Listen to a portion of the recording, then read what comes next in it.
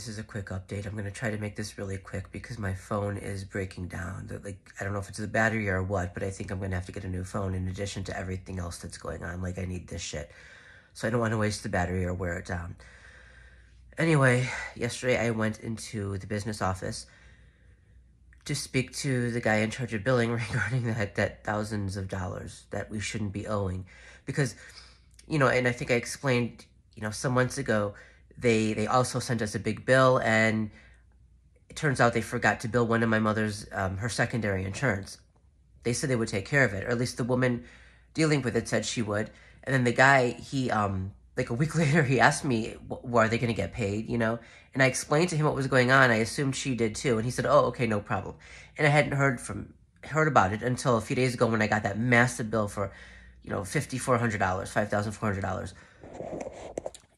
But again, it looked like they, once again, failed to bill my mom's secondary insurance, which she had at the time, right? Now she's on Medicaid. But, okay. He said that they couldn't deal with it there, which they can't do anything. They can't talk to the people there because they won't talk to them. But here's the thing. When you're the ones doing the billing, that's your job. It's not my job. I can't do it for them. If they try to bill the insurance company and the insurance company refuses or declines, then that would be the client's job, or, the patient or the family member of the patient, whoever has power of attorney, right? Yes, that's the job of the patient. But if they didn't even bill the insurance company, that's not my job. That's their damn job. But he just gave me numbers to call, and of course nobody answered. There was an extension, but you couldn't, I tried to dial the extension and it wouldn't go through, so I just had to leave the message on the general line. It was crazy. I couldn't get through to anyone. And so they called back today and they said they would get back to me on the matter. But so yesterday, that's what was going on. And then I got there, after the building, after I dealt with that with this guy, and I knew that I wasn't going to get anywhere with him, I realized I had forgotten my cell phone at home. Again, something when you're a target, you cannot do, because, you let go of personal stuff like that, the perpetrators are going to be on it doing shit within seconds, as soon as they know they can. And two, I needed the cell phone with me to make important calls, which I could not do, which meant I had to go all the way home and then come all the way back, carrying a load of stuff that I was going to be taking to the new apartment, because I had to get to the new apartment to wait for the maintenance guy, because he was going to come that day, and I didn't know what time, because, they can be busy. Didn't know what time he was coming. It was crazy. So I went home with all my stuff, then went back to the other apartment, and I started dealing with the Wi-Fi, which was hacked from day one. All of these other devices were on the Wi-Fi, so I changed the password and the Wi-Fi name. As soon as I did that, they were on the device again. The first day, I spoke with someone. It looked like it was cleared up, but I shut the Wi-Fi off when I left, just in case anyway. So I went back yesterday, and as soon as I turned it on, there were other devices signing on. So again, I changed the password, I changed the name, and this time I made it a hidden network. They're still signing on. So I called the company back, and I explained to them what's going on. They said, okay, they would have to have someone call me. But I asked them directly, how can I just kick someone off my Wi-Fi and block them? Because on the app, it says you can't kick them off if they're already on your Wi-Fi. Like, you can't. And I asked the guy, and he wouldn't tell me. He just dodged the question. He said he would have to have someone call me back. They never called me back. So I just left the Wi-Fi off.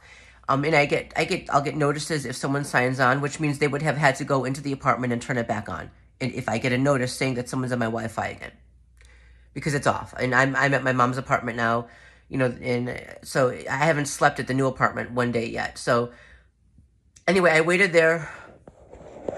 I was only able to yesterday to see my mom in the morning, because after the billing issue, I had to run back to the apartment. I was hoping to go back to see my mom after the maintenance guy came. I waited until, and eventually I texted him and asked him what time he was coming. He said around 4. Okay, fine. So then around 4 came and he didn't show up. So around 4:30, I texted him again. He said that, sorry, his tools were stolen. He'll be there. So, and I don't know, because I wanted to get back to see my mom before visiting hours ended.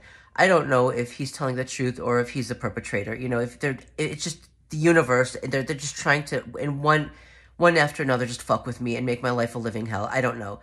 But he seems like a nice guy. I don't know.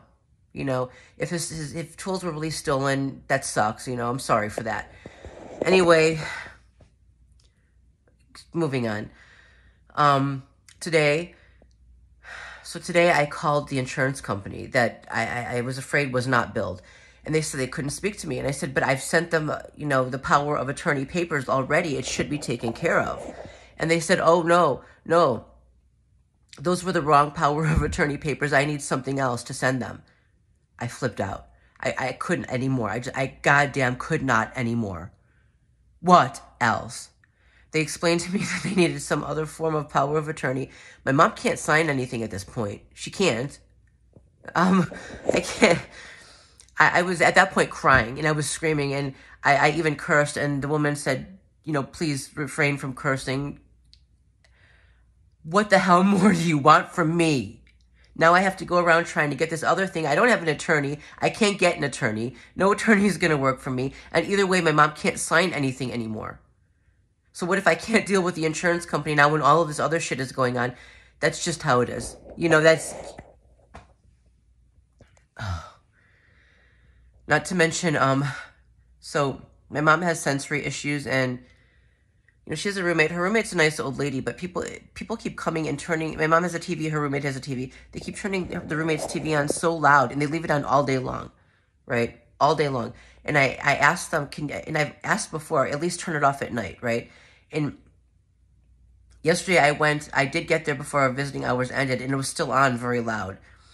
But they weren't going to sleep yet, so when I left, I asked the woman there, you know, can you please make sure that the TVs are turned off at night so my mom can at least get some sleep, because this is driving my mom crazy. She's going insane.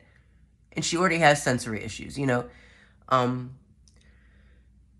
She said yes, but, you know, you can't take yes as anything, because they don't do what they say they're going to do. And don't get me wrong, there are some people there who are very nice and very helpful. But also, a lot of them, they don't do what they say they're going to do. Like, you know, you ask someone a day later and they said, oh, I didn't know, nobody told me. You know, for numerous things. You just can't take their word at anything. So that night I called back, like around 8 when, you know, the new shift comes on. The woman was rude. I should have gotten her name.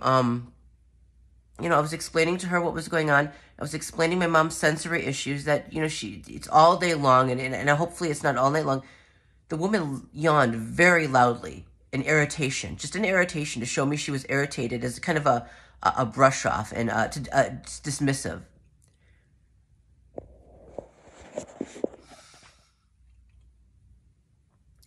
You know, I go and my mom is she's sad. She initially she seems happy, and then she almost starts crying.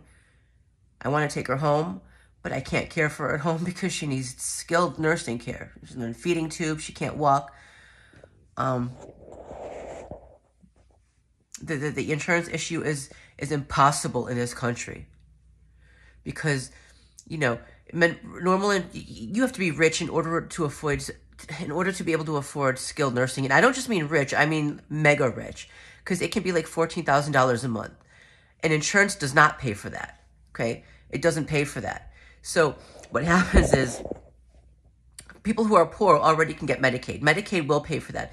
People who are poor get Medicaid.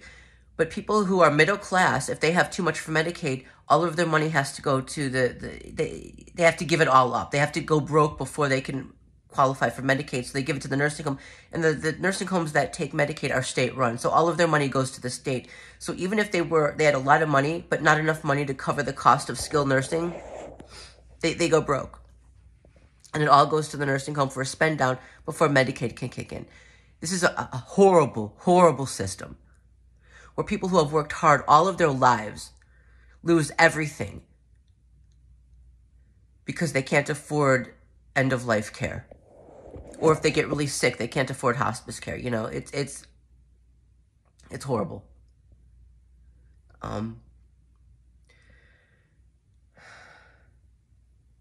Because my mom was right in the middle, she had too much to qualify for Medicaid, so we have to give that directly to the nursing home.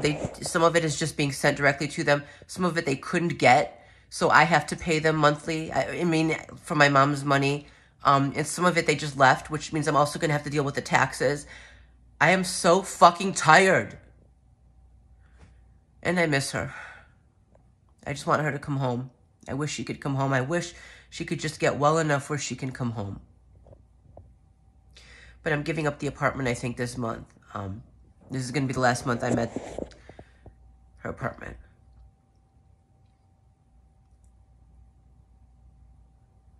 I am tired.